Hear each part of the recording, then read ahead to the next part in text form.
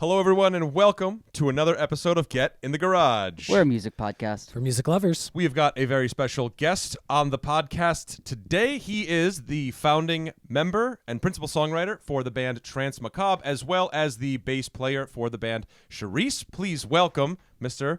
Nicholas Serrambana. Yay. Welcome to Get in the Garage, Nicholas. Thank you very much. Yeah, welcome. We're very excited to have you on. Talk a little bit of music, a little culture, all that good stuff. Before we get into it, though, don't forget to like and comment and subscribe. Hit that notification bell, all that good stuff, and share the podcast with all your friends and family. Absolutely. Moving on. So, Nicholas, we first met you at the Oasis when we saw your band, Trance Macabre, open up for Sly and the Family Stone. We have run into you since then. The band plays I would say, form of jazz music. Would you, again, where it started off with basics, would you consider yourself, that band and yourself, a jazz musician to start off? Is that like the field you feel like you're playing in? That's a great question. I don't have a good answer, but I will probably continue to give different answers throughout my life if I do what I set out to do. I would say it's a jazz group when convenient. So, for instance, if we're playing at the warehouse, then it's a jazz group. If we're playing at a jazz venue, then we're not a jazz group. Whatever allows us to hopefully entice the most people. One thing I would say to that effect of genre is I was telling my dad the other day as I was trying to, encourage him that the band would not alienate him. Unlike most of the music I've made throughout my life, I was saying this is like a jazz band that performs well in a bar setting. So I don't know. I used to just make very pretentious music. I'm sure I'm still pretentious to a fault at plenty of opportunities, but I would say this band, among other things, has been an opportunity to create music that I'm like comfortable sharing with my family, while also feeling like it has some aesthetic prerogative that hopefully is challenging to, young people in some way. In terms of jazz as a whole, I got into jazz my junior and senior year of high school. I encountered a mentor who emailed me a list of albums that he thought were kind of a good way for someone who is interested in noise and experimental music to get into the genre, and it's all been downhill from there. At first, I was playing more piano, but playing jazz piano is extremely difficult. Playing upright bass, which is most of what I do with jazz now, is not any less difficult per se, but there's much fewer of you. So this particular mentor, Noah Bayerman, who's a Wesleyan professor, may come up again. Big influence in my life. At one point, he was like, well, you're doing this drums thing, you're doing piano, you're doing upright bass. You should do the upright bass if you actually want to play jazz, because there's going to be much fewer of you. You're going to have less competition, and you're going to be able to, not so much the competition ultimately, so much as also, I'm just going to get to play a lot more than if I was a pianist or a saxophonist. So even outside of the realm of competition, just like, being a jazz bassist in Connecticut, you have kind of a monopoly without really having to crowd anyone out. So I would say that I've fluctuated in terms of what kind of duty I feel to sort of the classic expectations of the genre, like, how many jazz standards I've memorized, or how comfortable I might be in a setting where I have to change keys because the singer doesn't know what key they want to sing in, things like that. So I would say some of the nuts and bolts I'm still working on, which brings some apprehension to call myself a jazz musician, but I would also say that it's been really rewarding to be a jazz musician in unexpected or unsuspecting environments. So I try to hold on to that element of it as a little bit of just a surprise to people when they're expecting to hear guitar, predominantly guitar bands, or we have guitar sometimes in the group. And then the last thing I would say, which is hopefully on a more comedic or lighter note, is there have been times where I've called the group a jazz fusion band, and then people told us that they didn't want to play on the same bill as us because they thought it was going to be like, whatever smooth jazz happens to mean to that person. But yeah, fusion has been a provocative word. When I think fusion, I just think of like Wayne Shorter and Weather Report, which is like, I kick-ass shit, but other people are I like, agree. oh, it's gonna be Muzak, which I think would be difficult in its own right to accomplish and perform Muzak. But yeah, occasionally the genre thing has gotten me into trouble, which is why it's a funny place to begin. Because as far as I'm concerned, if someone asks, "Is the band X?" I'll just say yes, because why not? That's how they're hearing it. So it's usually a more interesting conversation if I say less and I kind of wait to see how the person describes the music. Absolutely. Yeah. So speaking of describing the music, you said sometimes you have a guitar. In this, and again, this is a jazz setting. What kind of instruments are augmentating the band? Obviously, you're a bass player in the fundamental piece of it. And what are you augmenting? And further a little bit, like, to what purpose are you using the different instruments to push what kind of boundaries, and for like what kind of shows even? Like, is this show, you said, like, I want to evoke this kind of feeling in that show, and what kind of instruments are you using to do that? Sure. That's a very fun question for me to answer. So, when I play, I play in Shirese, and then I also play in a kind of like sometimes I call it a rockabilly band called City of Meriden, named after the city of Meriden, Connecticut, naturally, which is where I have a rehearsal space. That it's not my space. It's people have rented it years before I got there, but I'm very happy to be part of the entourage now. So with City of Meriden and with Shirese, if people aren't available, we don't play the shows. With Trance Macabre, if I'm available, I say yes to the show, and then I figure out who's available after that. One, because that's how I want to exist in my life, is just playing as many gigs as possible.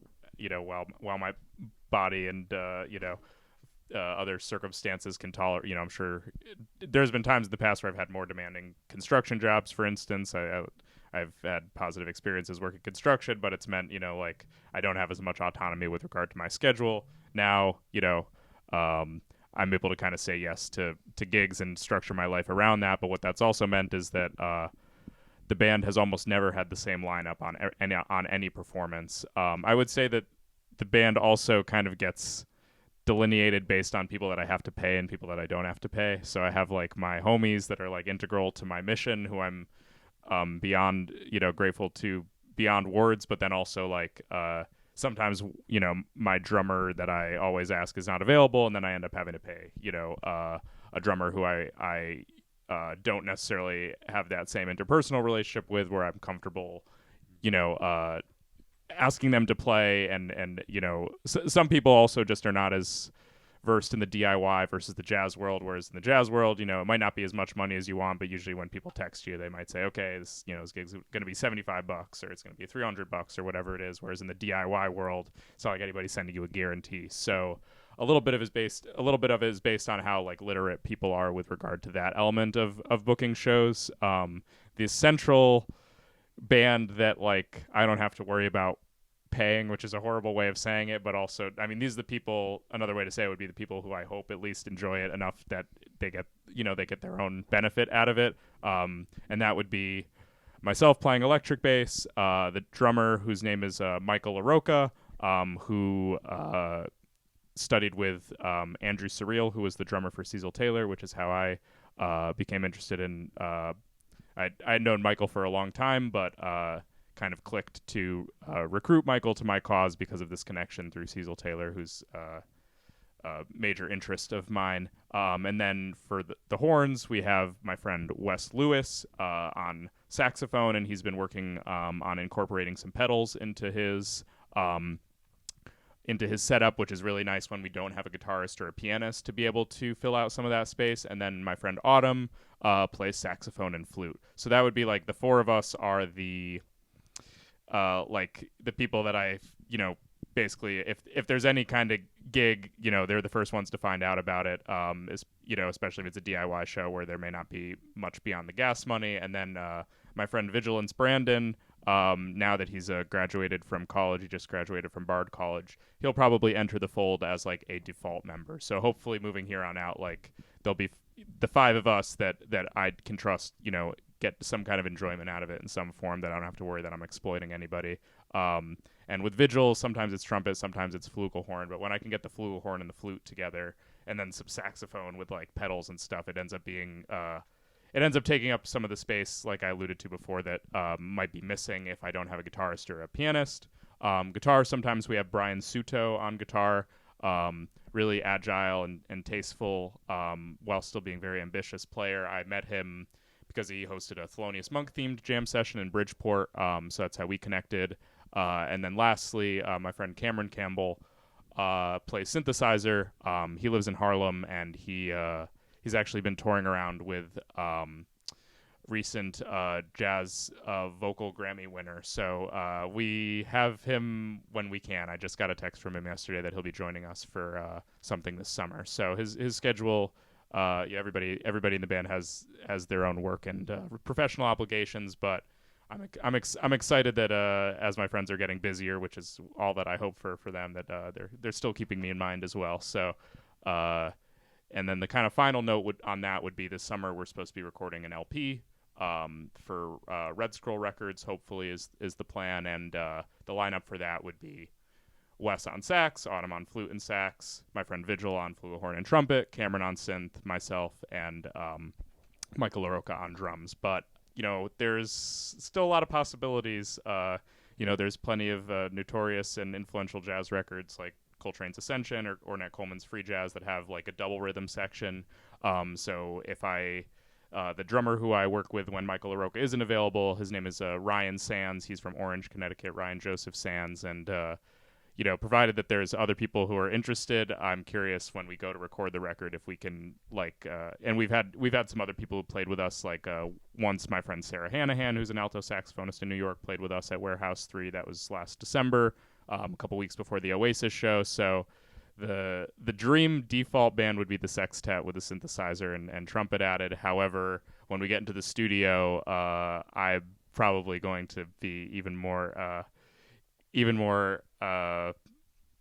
sort of hands off in terms of just whoever shows up and wants to play something, we'll incorporate them, because so far that's been really great. And even like in the past couple months, I've been recuperating from an injury, but I'm extremely glad that I couldn't decide upon one concept, because it's given me an enormous amount of stuff to listen back and reflect upon, which wouldn't necessarily not be the case if we'd been playing the same set every show, but also kind of, it would be different if we were playing the same set. So I could, look back and say, okay, well, this kind of sucked, or this might have not have been the most exciting thing to the audience, but also this gives me a lot more to reflect and process and sort of metabolize than if I just, was going out and doing the same set. So the lineup changes have been very fruitful in that regard, because I can never really get comfortable, and that often leads to sort of another way of putting it would be they talk about always having the first take for a jazz recording as having a certain chemistry, and I feel that by changing in the lineup we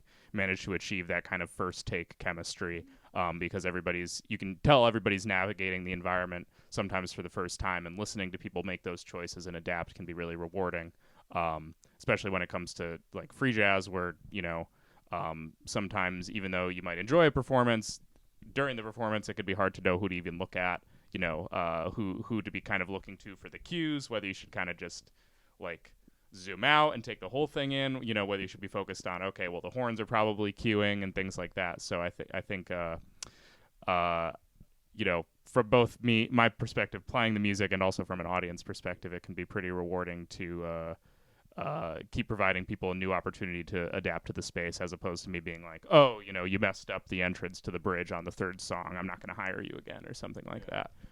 People, when they do apologize for messing up my music, I always just tell them, I can record it right 100 times, but I cannot replicate the mistake that you made that caused. And then usually what happens is one of these dope cats will play some shit that I'll just steal. I'll be like, oh, okay, that's part of the song now. That's gonna be, oh, okay, you played the melody wrong. It sounds way better than what I wrote. So we'll just add that to the composition moving here on out. So it's very rewarding in many respects. Now, talk about compositions, and with such a flexible lineup of musicians, are you primarily playing pieces that have been composed, arranged, written out, or are you doing a lot more improvisatory, on-the-spot type of things, or kind of a blend of both? Yeah, so when I started this band, finally, what kind of made me go from, because before that I'd been performing the same repertoire as solo upright bass performances, and I did a tour last July of all the Trance Macabre material before I knew that there was going to be Trance Macabre as upright bass stuff, and then before I played it on the upright bass, I played it on piano. So I don't have, like, in school I didn't take like, music theory or like harmony or counterpoint or anything like that. So I still have a ways to go, but luckily bringing things through a couple different instruments at least gives me some ideas. However, my ability to write sheet music falls a little short when I like suddenly have 3 horns, and if I had like gone to jazz school or something like that, I probably would have had a class where they're like, okay, when you're writing for 3 horns, you're going to do it like this, check out this Art Blakey recording where you can hear the trumpet and the alto sax and the tenor sax, or, the trumpet and the tenor and the trombone or whatever it may be. I don't know how to do that stuff. I look forward to learning it, but I tend to just write out sheet music that would be like what I would play on the piano, and then I'll like circle some notes and say, okay, this is, the top voice goes to the trumpet, the bottom voice goes to the tenor sax, but a lot of the time there's not even enough kind of information on the page, so it ends up being the case that I'll just tell them, like, you guys know more about music theory than I do, just harmonize it. So kind of a simplified head and then fill it in. Exactly. Yeah. So like, okay, you could play what's on the page, but if all 3 of you guys are playing the exact same thing on the page, and I'm playing it on the electric bass, then hopefully there'll be a little bit of like, it's nice when we're all playing it, to some extent, because then people can tell where the melody is. But at the same time, I've been lucky that almost every performance, everybody, interprets things, and then you kind of have like a wiggling past the melody. Like sometimes you land on it, sometimes you go around a little bit. And if everybody's doing that and kind of moving in and out of the specific melody, then you kind of end up with like, what happens with Ornette Coleman's band, where like he definitely taught them a melody, and you can hear, him and Don Cherry playing these really fast melodies, but they're like, between the two of them, one will speed up a little bit here and one will speed up a little bit there, but they still start and end at the same place. But in the meantime, there's just like a little bit of like sort of enlarging that happens, or a little bit more density that happens, and then it goes back. So that's something that's always been of interest to me, because I wonder how Ornette kind of how he coordinated that to be able to achieve, because what's happening there is I feel like you're not getting an obstruction of the melody, you're getting like a better version of what the melody could be. You're getting more possibilities as to what the melody could be, and that's something that interests me, because it's truly improvisatory in the sense that you're not really precluding any options for people. So you have Ornette playing whatever the melody is, and then Don Cherry's playing something that you can tell that there's a relationship between the two of them, but also, Don Cherry has the room to kind of, establish certain accents or whatever it may be. So that's always, since the first time I heard Ornette's group, like probably, this summer before my senior year of high school, I was just wondering how they line up, but also do things that other people would interpret as mistakes, and what was used to sort of coerce that that particular approach to playing heads. Purpose, but a lot of freedom within it. Yeah. Yes, absolutely. Gotcha. I wanna go back a little bit as far as musical beginnings and stuff like that, because we were talking off cam a little bit earlier before we started recording, and you had mentioned how like you had seen like your mom playing with, I can't remember who you were saying that you saw your mother playing with, but so I'm guessing you come from like a musical family. I got lucky in that my mom is a professional dancer. Oh, okay. So I was saying before we got on that we had seen she had brought me to some experimental music shows to see my favorite artist, IDM Theft Abel, who I have to give a shout out to, IDM THEFT Abel. So phonetic but sort of misleading. In any case, I grew up with a single mom, and she happened to be very open-minded about the music that I became interested in, which got freakier and freakier throughout. Like in 8th grade, she was willing to bring me to go see Slayer, but even being like a dancer, her takeaway was just like, I don't understand how these people don't have carpal tunnel. This is like an incredible physical feat. She was just like very taken by just the exertion that was being demonstrated. And then as time went on, it went from like, okay, Slayer at Yankee Stadium to like IDM Theft Abel to like me and my mom and one other person at some basement in Massachusetts. So she was extremely open-minded for being willing to bring me to to different shows and stuff like that. In terms of her own sort of collaborative body of interlocutors, there wasn't so much there wasn't as much of a connection between maybe like her and some jazz people in Hartford that I ended up connecting with. However, they were all sort of aware of each other, having been in Hartford and frequenting the same places for so long. So even though I didn't have the experience of my mom like working with jazz musicians that I then connected with, we were usually in the same place at the same time, which is certainly sufficient. But she also, she has her own dance studio, but she's a professional dancer, and part of the work that she does as a professional dancer is actually teaching these courses for incarcerated women. And then they have like a resettlement program where they go and they do movement classes and create a piece with people in resettlement. So that over the past couple of years has been very influential to me because, like, for instance, I was able to go to the prison to like watch a performance, and it's like if my mom wasn't doing this kind of work, I wouldn't have been inside of a prison. I mean, I have had some relatives who've had their own their own journeys, but never visited any of them. But yeah, that was probably like of late. That's been the most interesting thing for me because for two reasons. One, sort of much larger than the other, but for me, like the most profound element of that was like because she works with people from when they're incarcerated through like resettlement and then back to assuming their life outside. What happens is like when you're in the prison, you can't have a certain amount of physical contact, but then once you get to the resettlement program, you can do different choreography because you can actually have people touch each other, and then when they're out, you can actually do a whole dance performance. So that was like pretty. That's pretty fucking deep, just like the literal physical touch. And I remember when the pandemic was happening, my mom just being like, yeah, like we can't go into the prison to do any programs and neither can any of the other instructors. So like now no one's even going to get any exercise, forget having and then, there'd be other things where, they'd build positive relationships with people working in the prison. And then when families would come to the performances, there would be like more hugging than would usually be authorized. Which is of course always sad then when the foot kind of, when the other shoe comes down. But in any case, some pretty radical stuff. And the other side of that, the sort of more minor side, but which is still super cool, is that the accompanist who works with the dance company that my mom works with, Judy Torwin Performance Project, he actually has some duo albums with Meredith Monk, who I absolutely love Meredith Monk's music.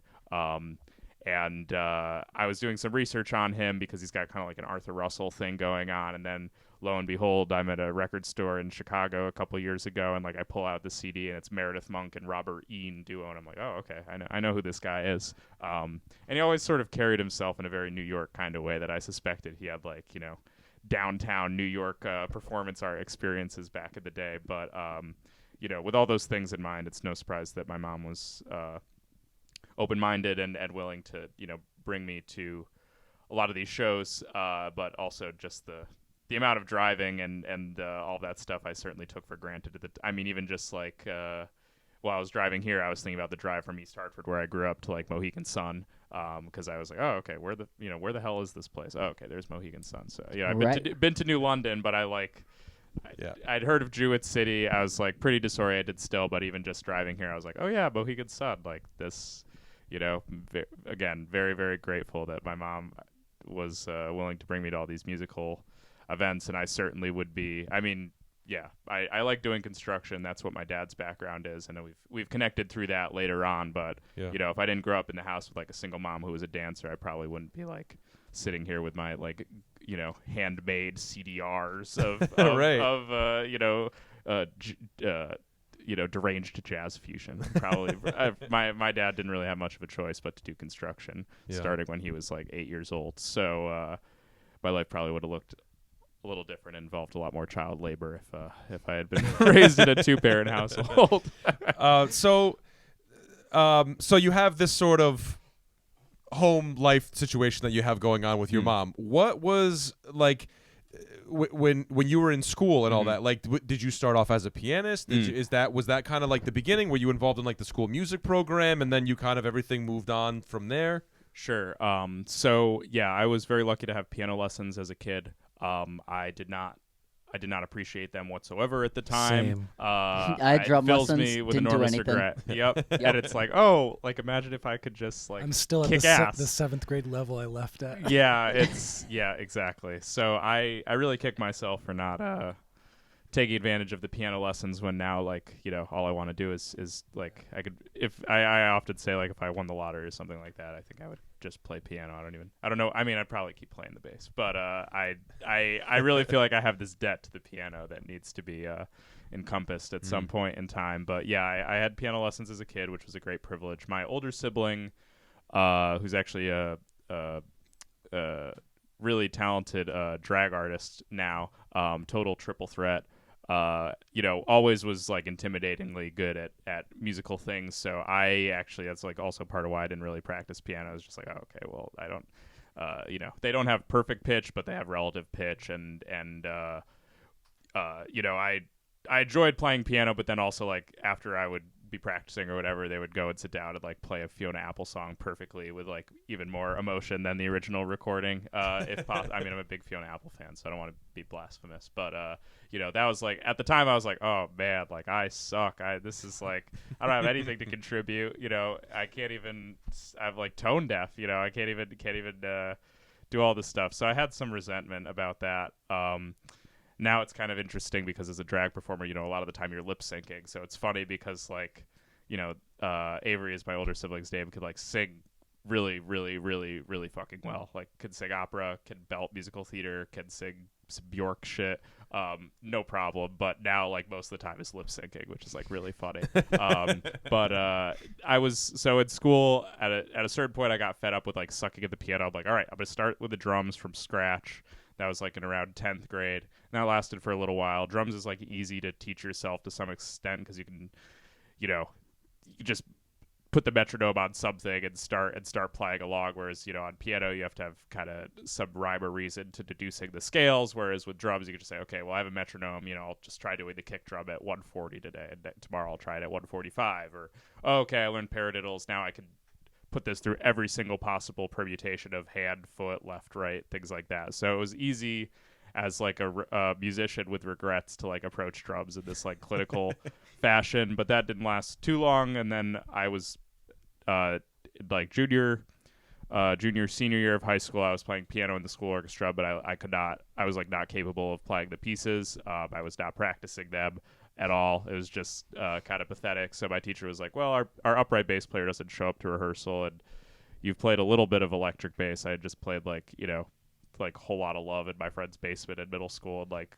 you know, Smoke on the Water and things that you learn like when you are a middle schooler and you want to get a guitar and, you know, be like Guitar Hero or whatever the prevailing inspiration was at the time. In any case, I had some experience with the electric bass, but that's how the upright bass started. Is our bass player Keanu, God bless him, was not coming to rehearsal, so that's how I ended up with the upright bass. And then when I got to college, I still played some piano and drums. Played in coincidentally a cover band that did some Weezer songs. So no, I have no shame about my Weezer coaster here. I don't know if I'm allowed to. I don't know if that's a secret. Oh, it's not. we flaunt them. You're also talking to a fellow Weezer fan who is, you know, the shark has jumped, but we still have love. We still have love. I played in a band that played the Sweater song as part of our set, so there's nothing. The Blue Album's on the shelf over there. There man. you go. Yeah, no shame there. So, anyways, yeah, I got to college and someone just saw me carrying around the upright bass, and the rest was history. Basically, they were like, "Oh, can you help us with our jazz audition tape?" I was like, I'm not good. And they're like, you know, I went to Yale, so when you tell somebody you're not good at something, they don't really believe you. They just assume you're saying that because, you know, your parents, like, you know, brutally groomed you for 2 decades or whatever happens to get into Yale. So I was pretty shitty for a while, and I still have a lot of issues with the upright, but come a little bit of ways from like my first rehearsal, showing up to like jazz rehearsal in college and trying to like walk a bass line for the first time, which was like pretty mind-blowing to go from like, okay, I'm going to play G, then I'm going to play A, then I'm going to play D. Great, got that. Versus like, oh, every single measure I have to decide what, like, are you telling me I have to improvise every single beat for every song for the rest of my life because I'm a bass player? And it's like, yes. Yeah. Yes, you have to figure out how to get from, but, you know, once you start looking at it as little adventures from point A to point B, and, you kind of compartmentalize those individual, routes, minor 2-chord to a dominant or whatever it may be. It becomes a little bit more palatable. But I can vividly remember being in college and showing up to my first jazz rehearsal and them like asking me to walk a bass line and me basically just doing it like it was like, ultimate guitar tabs and just being like, all right, great. So we're doing a blues. So I'm going to go B flat, B flat, B flat, B flat, B flat, B flat, B flat, B flat, B flat, B flat, for like a long time. And then I'm going to play E flat a little bit and then an F and then I'm going to go back. Right. So it was pretty ugly there for a while. And now it's even interesting because like I've done a couple Trance Macabre shows where I play the upright instead of the electric bass, but just from having played in rock bands and spending, because with Trance Macabre, usually everybody's so busy that like we've rarely had rehearsals. Often we just have the gigs, and that's how the music coalesces. But like, I actually rehearse, particularly with the band City of Meriden. We play a lot. Like if I'm not injured and my work schedule is permitting, we'll play like literally time practicing between like 6 and 10 hours every single week.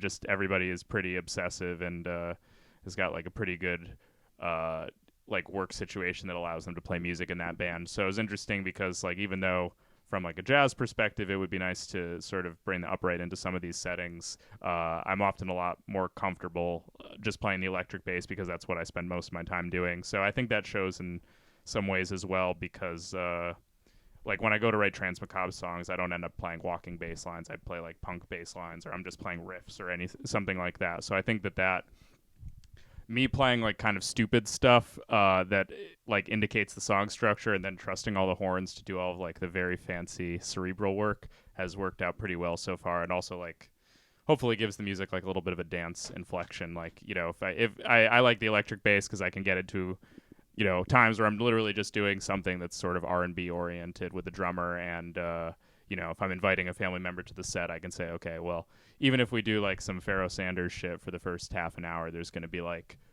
like a Latin part that you can dance to at a certain point. And having the electric bass kind of makes some of the just like groove stuff more easier. Not that the upright bass doesn't groove, but also honestly, more than anything else, perhaps, is just like most bass amps that you pull up to a gig and that are going to be there as the backline are like not appropriate for the upright bass. Like if you have anything with more than a 12-inch speaker, the entire bass is just going to be like a contact microphone unless you have like a 30-foot cable and you can stand really far away from it. But otherwise, upright bass is like a feedback nightmare. So even just if I did play upright bass on all these Trance Macabre shows, I play fucking loud when I play, and I would totally ruin the sound on all the shows if I tried to play upright at the volume that I'm playing the electric bass. So at a certain level, it's also like, the electric bass has like knobs on it, and I can like walk over and whisper something in somebody's ear if I need to while we're playing.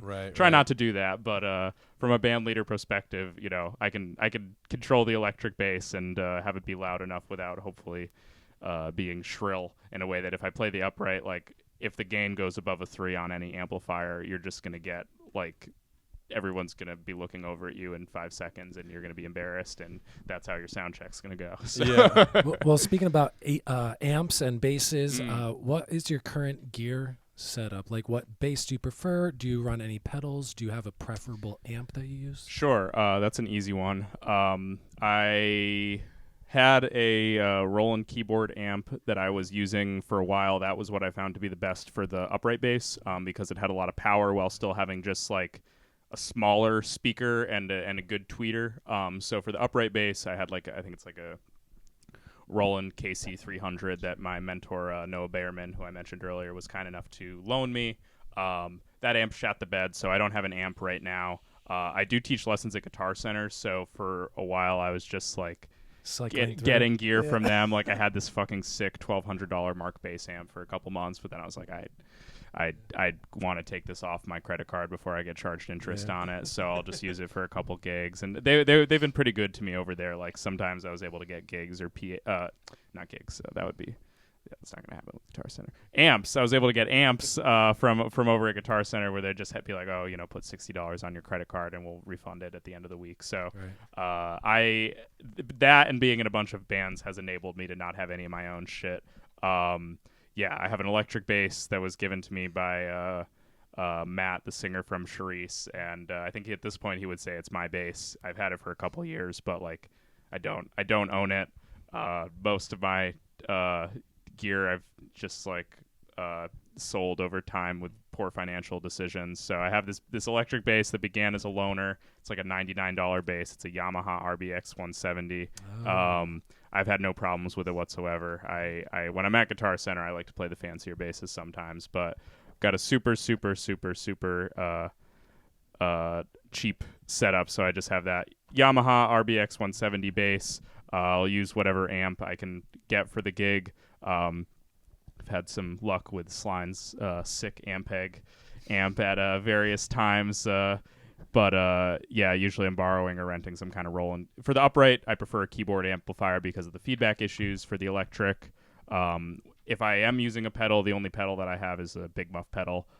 So I tend to want to have an amp that can I can do feedback stuff with that. But yeah, upright bass would just be like upright bass and then like a Roland keyboard amplifier. Ideally, when it's functioning, I should get a volume pedal. That would just be like a pretty no-brainer move that would help my professionalism a lot, in these feedback scenarios. Then with the electric bass, I just have the Yamaha bass, a Big Muff pedal, and the amp. There was a time when I first started Trance Macabre that I would use a delay pedal, and I had this like Sadowski Guitars, like fancy, I don't know what you would call it, not a preamp, but it was like a little, it had bass and treble and like a mute button on it, so it was pretty handy. That I inherited actually from the person I got my upright bass from. Otherwise, I wouldn't have a Sadowski pedal because that's like fancy shit. But all of those things ended up not work. Like the delay pedal doesn't work, so I don't use it anymore.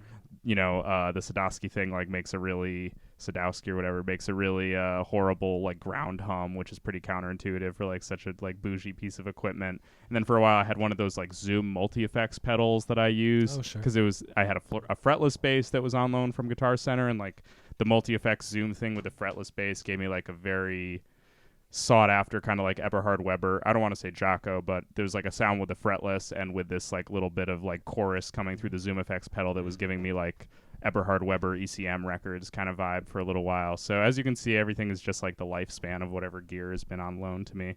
But if it was up to me and I like was more financially responsible, I'd probably have like a Roland Cube bass amp, and stick with my Yamaha bass, get a volume pedal, get a delay pedal. But the Big Muff serves me pretty well. Before there was Trance Macabre, I also played a lot of those tunes like as a duo with a drummer who at the time had like an entire house that he was living into himself. So I just don't always get to play that loud anymore. So that bred like a very different concept in terms of the pedal stuff, because that was like 3 years ago now. And we would be playing jazz standards, but like with the Big Muff and with delay. So it would be like playing some of these melodies, but like really like leaning into the, I don't want to say the machismo, because hopefully that's not what came through, but sort of like maybe just the melodrama of some of these melodies. So there's a composer I like, Andrew Hill. So we do some Andrew Hill songs with, kind of this like rampaging evil bebop sound is kind of what we were going for. Like at times, me and this drummer Logan Carr, shout out, would do like Chicoria song, but we do it with the effects and stuff. So back when I had fewer band members, I had more effects, and now I keep it pretty simple. But I'm not proud. I mean, there's like something to be said for frugality and all that, but I trust that like if I did a little bit more research and like saved up, I could have like a much better sounding situation, and I'm just kind of ignorant. So I'd hope that with time I'll be a little bit less of a Luddite about the situation, because I think for a while I was a little headstrong about not having any gear, and then now I'm like, well, I don't have to complain about every bass amp feeding back. I can just like get a volume pedal and manage that myself. So the gear thing is a little embarrassing, but I have time. There's a hard I understand what you're saying, because I feel like there's in some circles, especially like DIY, there's like kind of like a I don't need to learn about that, because like I'm here for the immediacy and the now of the moment, and and then I feel that way because like I mean I play drums a little bit, and I'm like I could care less about gear and innovation and the sticks I have most of the time. If I'm playing in my basement, 2 different size sticks in my hand, it's just. But yeah, I hear you, because sometimes you're like, oh well, maybe I should, but it's just how you feel and how you are, and it ends up being that way. Yeah. I was a pretty staunch meat and potatoes guy for a long time. Like Luke and I have been in a couple bands together. One of those bands, we did like a power trio thing, and it was really just like, I mean, you can ask Jeff. I didn't even have a tuner pedal. You know, it was just kind of like, well, what's the E today? Okay. And then we're just going to tune. You know, it was like we were just kind of flying by the seat of our pants. E today? Yeah. And you know, and it was that thing. Like I had a tube amp, and I just used it was like a Fender. It's a Fender. I still have it. Fender Hot Rod Deluxe, and I used the onboard distortion like gain channel, and that was it. It was like guitar into amp, cranked up with a little bit of the tone knob rolled back to give, you know, sort of that woman tone kind of thing. So I hear it, man. I hear it because there's something that's like the tone is also here, like it's in the hands too, and that was like my thing where I was like, so maybe pretentious might be the word. I'm not really sure, but I'm like, I don't need pedals, man. The tone's in my hand. You know what I mean? Yeah, I do think going from upright to the electric, I probably was like a little bit more comfortable with just like how my fingers sounded versus a pick than maybe other people might be. Especially, you know, given that as I'm indicating, like most of my practice time is still like a punk rock setting. So I mean, I've got a lidocaine patch on my elbow right now, so maybe switching to a pick would be good for the little nerve canal going through there. But we'll see how that unfolds. I wanted to know, like, what was you know, you're wearing a Bad Brains t-shirt. You talked about going to see Slayer. You're talking about like, you know, the punk and all that stuff. Like, what was that? What was the moment where you were kind of like, oh shit, jazz? You know, because it's like that thing where like I remember because like. We all played, and I played in orchestra. I played cello, and Jeff also classically trained as well as Luke played percussion too, and my brother Alex too also was cellist. I remember like my brain was so hardwired to like the stylings of Bach and Mozart and Beethoven and all those guys, where it was like when I listened to jazz for the first time, it like broke my brain because I'm like, I don't understand how any of this works, because everything to me was very much that Western classic sort of music thing. Like, did you have that kind of moment where you're like, oh, what is happening right now? And then trying to learn that language, you know, like that sort of thing, because it is really a different language than sort of that traditional. Luckily, I was never too diligent about the classical music stuff that it got in the way. I mean, that's a funny way of saying it, because you know, any kind of musical familiarity and growth would be more than welcome, but I was not nearly proficient enough with any of the classical stuff for maybe to have so much of a revelation of that nature. Although I know what you're saying, I would say, I mean, you know, you got a lot of privileged white kids who like metal, you know, want to just like be edgy and piss off their parents and stuff like that. I mean, I had my own stuff that I was dealing with for sure, but you know, I'm the Portuguese person who's raised like Roman Catholic. It is not straight, so like the odds of getting into metal or like emo music were pretty high. I feel like also just given like, you know, I'm 25 and like Hot Topic and shit like that is just so huge for everybody my age. Like for me, I may have had like my dad played me The Who when I was in 5th grade and I really liked it, but then after that, like my older sibling went to Hot Topic and I just wanted to be like them, so I was like, okay, I'll listen to this stuff because I want to have a checkered belt. I want to have Converse with checkered laces. Yep. I want to have my Marilyn Manson t-shirt or whatever. Just like, so I could, part of it quite literally for a while was that if I wore a gruesome enough t-shirt, I wouldn't have a shirt that I could wear to church when I was staying over at my dad's house on the weekend. So it'd be like, okay, I'm going to bring the Pantera shirt with blood on, you know, obviously Pantera's got some white supremacy issues, unfortunately, and you know, now they've been, you know, for good reason, but thanks to Phil Anselmo, you know, Pantera's kind of a canceled phenomenon. But at the, you know, there was quite literally, it was like, oh, sorry, like can't go to church. I've got my freaky metal shirt on. So it was that for a long time. I think there was like a strong religious defiance component, and then the switch to jazz is very easy to illustrate. It sort of happened by virtue of three things. The first is that I had a friend who was my dad's sister's best friend's husband, who would be funneling. I would go over their house, and he would funnel me CDs that were all like super, super influential. And I knew that I was interested in heavy music, but I also like, I never really got into like really, really heavy bands or you know, like Power Violence, or even like I never listened to Converge until like last year. So I kind of like stopped at all the stuff that was on Guitar Hero and like didn't really get into anything heavier or more obscure, which is like maybe a little cringy for a while. I was really into Melvins, and I could still say that I fuck with Melvins a lot. But outside of that, you know, it was mostly like the first jazz stuff, honestly, that I probably heard was probably through John Zorn, because he's got such a noise thing, like, you know, hearing Naked City and stuff like that. But this friend of mine, my aunt's best friend's husband, he gave me, Husker Du, Metal Circus, and Zen Arcade. He gave me Goo by Sonic Youth. He gave me Butthole Surfers, Hairway to Steven. He gave me, I want to say all this shit just so I can remember it in 20 years, because it's like, so he would just send me home with like a big cardboard box with all the CDs in it. And then like some albums that like people don't really like that much, but that I happen to like because I was showing them early, like the Sonic Youth album Murray Street, that's got like Thurston's Kids on, and I like that one a lot. But in the course of this indoctrination, Stooges Funhouse, all important shit. He gave me Sun Ra. Come on now.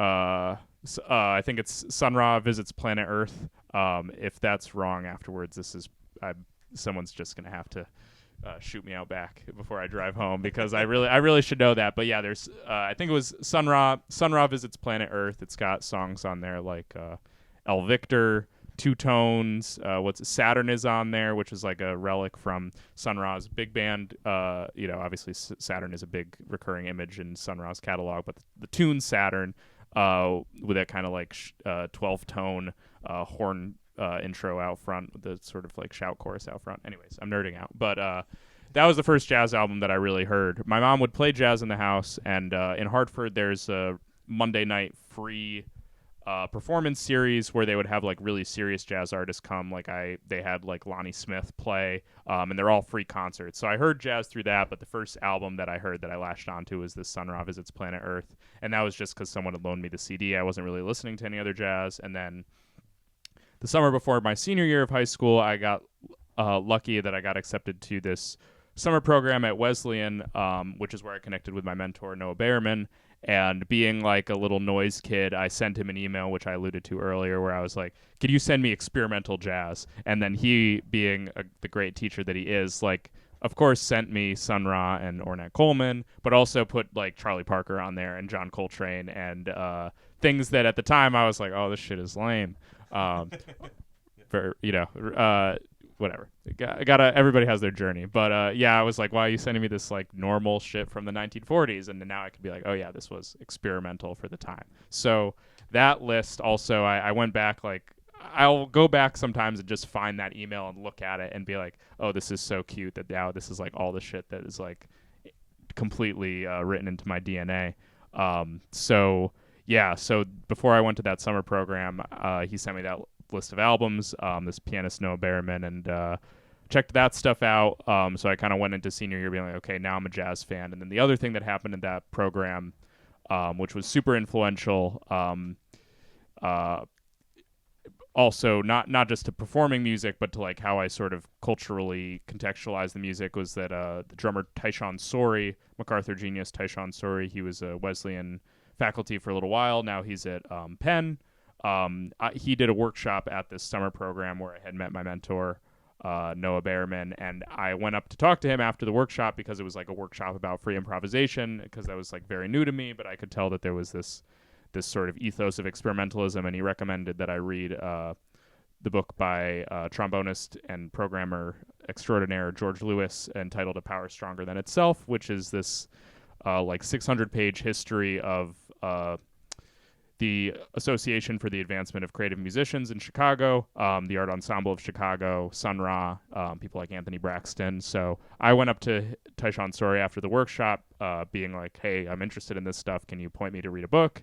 And at the time, being a straight edge high schooler, I had the attention span to read the 600-page book. And that, more than anything else, was like, oh, okay, now like I may still be interested in experimental music, but like that was like, oh, now I understand that a lot of the things that I really like about like experimental music, or the things that I had encountered, like with the Boredoms or Naked City or Melvins or something, like that, all of that energy and all of that, like some of those like really scary acoustic outcomes, could also be found in like a 60s record by Anthony Braxton, where, it could be just as, I think I was for a while still interested in like scary music. But by reading this history, I was, like it kind of totally changed my paradigm to be also like kind of about this sort of like historical project in Blackness and how that relates to civil rights and stuff like that. And then in school, at Yale, I had tried out the music major, but I didn't really have the chops for it, and ended up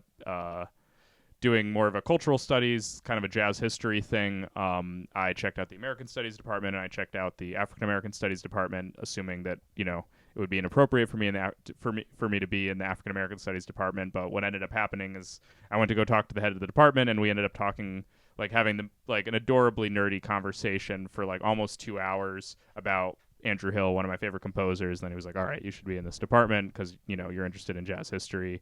You may be a white guy, but if you're going to be writing about jazz history for your thesis, it's way more valuable for you to take a class on the long civil rights movement than it is for you to take a class on like Wagner. So that's kind of the cherry on top there. But my schooling, which was comedy of errors in many respects, concluded with a thesis in African American Studies on Cecil Taylor, which is like hilarious because I'm not going to be applying to any African American Studies jobs. Those jobs, teaching about Blackness should be reserved for, not just like white guys who went to Yale. So it gets complicated. But now, going back to that book, A Power Stronger Than Itself, as opposed to like a lot of jazz people that I encounter now, it's not that they're like sort of insensitive or uninformed about any of the sort of the representational discussions that need to happen in the music. But I think often, even in New Haven, there have been times that I've like alienated friends of mine by being like, oh, like that's cool and all, but I really think like all these experimental gestures can be traced back even further than that, for instance. And people will say, oh, I don't really think that stuff is that radical.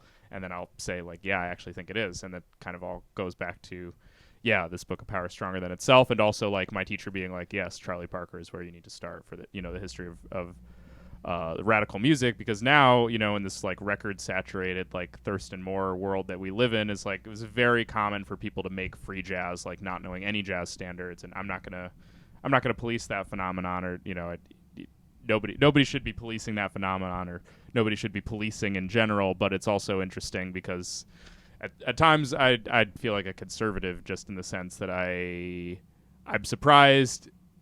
I'm not surprised when people decide to, do free improvisation outside of knowing jazz standards. But I am surprised when those people are surprised that I still give a shit about jazz standards, because it just seems like anybody who's really paying attention is going to hear a Thelonious Monk record and be like, yeah, this is fucking far out. If that shit doesn't sound far out to you anymore, then you maybe shouldn't be making free improv.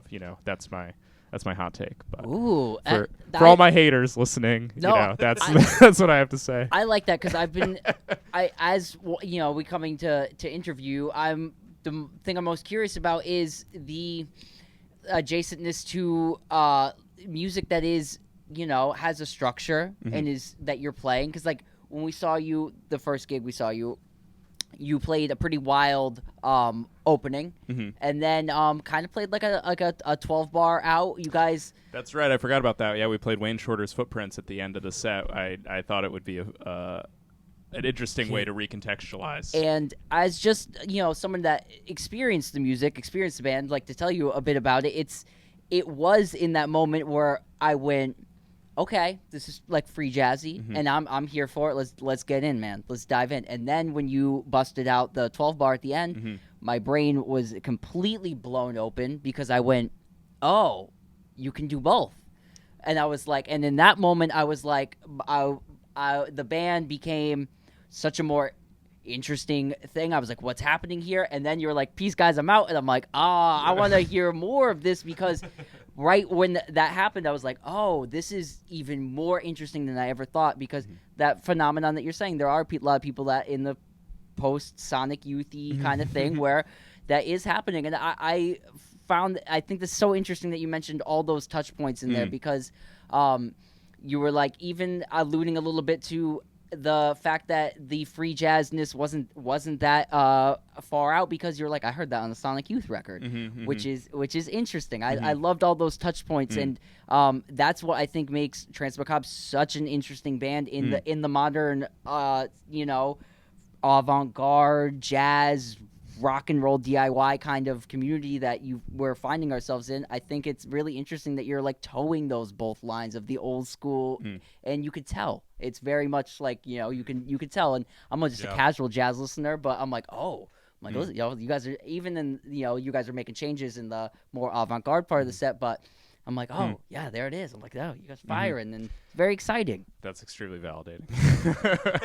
Well, that's the why we wanted to have you on an interview. You're a very interesting musician. There's a lot of multifacetedness going on, and I think something that people should check out and get involved in and go see. This is a very it is interesting, and that's the other part too. When I didn't realize you were the bass player for Shirese, and then when I saw you there, I was like, oh my gosh. I was like, and then this is happening. So it was all very, very, oh, okay. Yeah. Very much more than like the curtain had, So. Yeah, and I think that there's a thing about, like Luke was saying, you played this sort of freaky set, and then you end off with that, and it's like, okay, all right, so they get it, they get, because like it was like you said, you know what I mean? It's that thing where I don't want to say anybody can go up and just kind of like do a thing, because there's a certain skill set that you need. You have to know what the stuff is in order to break the rules of the stuff that you're playing and all that kind of stuff too.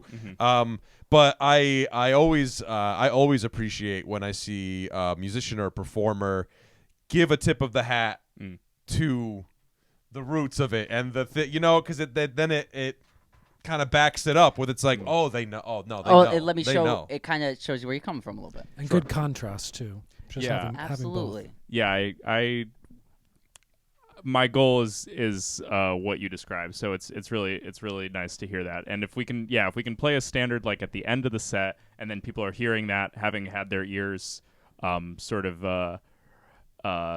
ears stretched out a little while, then usually you can make very different connections, and hopefully kind of get rid of some false dichotomies. Because like we played the standard, we played that song Footprints, and that song, to me, I routinely will call that song at a jam session, and people will look at me and be like, that's a beginner's song, like I don't want you to play that, or like I don't want you to play that, but I do not want to play that with you or with anybody else here. So it's happened like probably like at least 5 times where I will call that tune because it's a song that everybody knows, and everybody's going to play better if they know what they're doing rather than trying to exclude people. It's just there's a lot of dimensions to that, but like the fact that jam sessions are structured in this competitive way when also at the same time there's like a room full of people listening to you.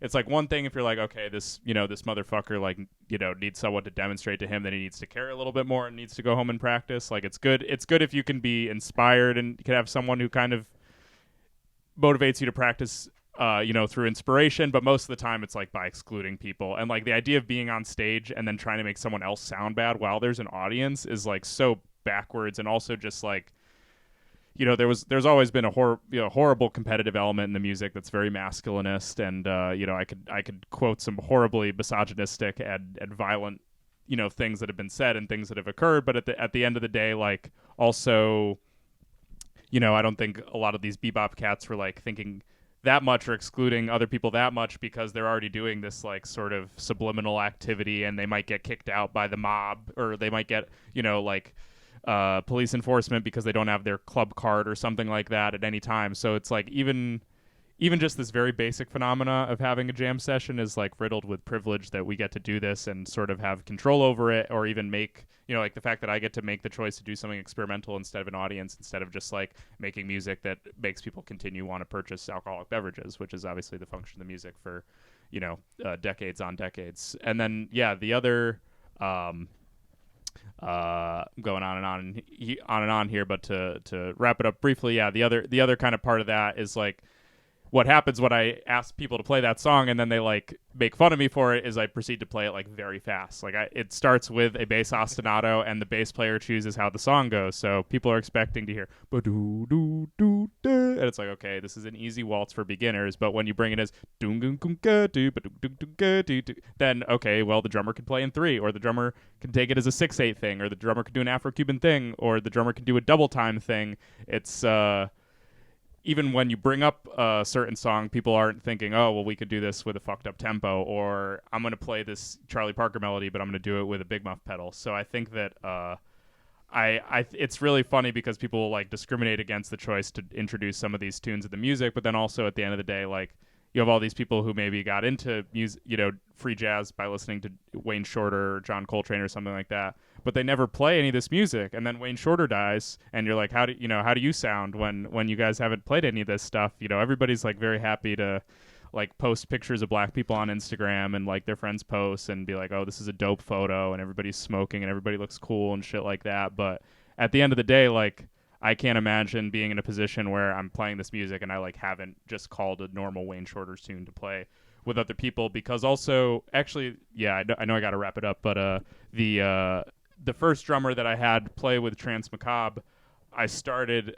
our first. He was a fucking asshole to me on multiple occasions, and if he hears this, I'm very comfortable with him knowing that, because after our first gig, he proceeded to tell me about all the mistakes that I had made during the set for about an hour, and it was a 20-minute set. So I was like, all right, this is like the first time we've done this band. Like, I know I messed up, but also like, can't we just like have a hug, be happy, like have stand here, like have a smoke, drink a beer, something, be happy about it. But I walked into our first rehearsal with him, and I'm like, yeah, why don't we play Footprints? And he just goes, I'm not interested in playing jazz standards. And then proceeded to fuck up my music really horribly, even though I gave him sheet music beforehand. At that time, I was more sheet music oriented because I had spent like years building up to being able to have a band.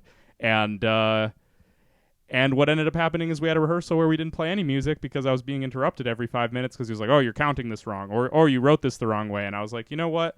I knew this person was going to be super detail-oriented, which is why I started rehearsal by suggesting a very easy song, because I know that I'm going to get interrupted as I'm trying to deal with all these transitions. Like, if you're running a good rehearsal, you're not going to run all the songs all the way through until you're comfortable. You're going to say, okay, we're going to do the transition at B, and then we're going to do this thing. We're going to do this time signature change. We're going to deal with this tempo change, and you deal with everything with a spot check. So I was like, we're not going to get to play through a whole tune because we're learning the music. So why don't we play something we already know out front so we get to have a rehearsal where, God forbid, we sit here and play and establish the chemistry. And then, lo and behold, I was absolutely right. 2 hours later, when we hadn't played more than 3 minutes of continuous music together, and I'm like, well, I don't really care if we get the time signature thing wrong or right, because I'll have a chance to do that again. But if you're going to be my drummer, we have to establish this chemistry, and we're not going to do that by you learning my music. We're going to do that by meeting in a common ground. And I'm like, at what point, are you someone who's gone to conservatory and you're saying I'm not going to play a jazz standard? And I just think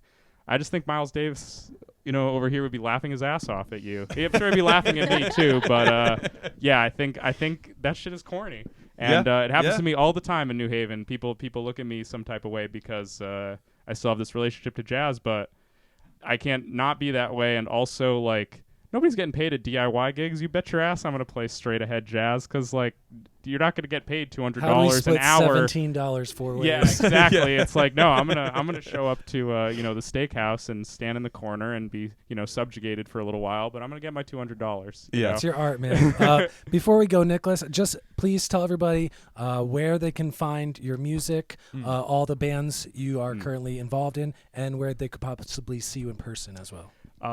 So my name is Nicholas Serrambana. You can get the spelling and the description It'll for be the there. video. Yeah, I'll spell it. It's gonna be right here. Instagram is the best way to reach out to me. I have music on Bandcamp. Still working on getting that going. I'm waiting for DistroKid to approve me for streaming, but Trance Macabre will be on streaming soon. If you want to hear me on streaming, Shirese is on streaming, so that's SHIRESE. You can check out our new record, Rows of Smiling Faces. We actually play a Trance Macabre song on the Shirese record, and it came first playing it with Shirese, so we like to joke around in Shirese that we're going to make that song a jazz standard. But that kind of goes in with my whole philosophy of like playing different songs with different groups and not being worried about the genre. So yeah, Shirese is on streaming. Trance Macabre, if you want to check us out. We have some stuff on Bandcamp, but the best bet would be to go to my YouTube channel, Nicholas Serrambana, where I have every set that we've done, but also really fun, I hope, documentation of all of our friends, like slime sets and things like that you can catch. So all the Trance Macabre performances are on my YouTube channel. I'm on Instagram. Check the links. We'll have them all right here in the description. Yes, and we'll put them all in the description. Buy tapes and CDs from me if you're interested as well. We've got solo piano. We've got all different. Every release is very different. This One of them is some chamber music I wrote for my Portuguese grandfather. Other ones are way more like in a sort of Kaiji Hino freak out, distortion vibe. But just get in touch. Very cool. There you have it, folks. Nicholas, thank you so much for coming on. Yeah, thank you, Anytime you guys. want to come Thank back you. on, you're always more than welcome. We loved having you. Before we go, as always, like, comment, subscribe, and share with all of your friends and family and everybody. Until next time, guys, this has been Get in the Garage. Bye. Peace.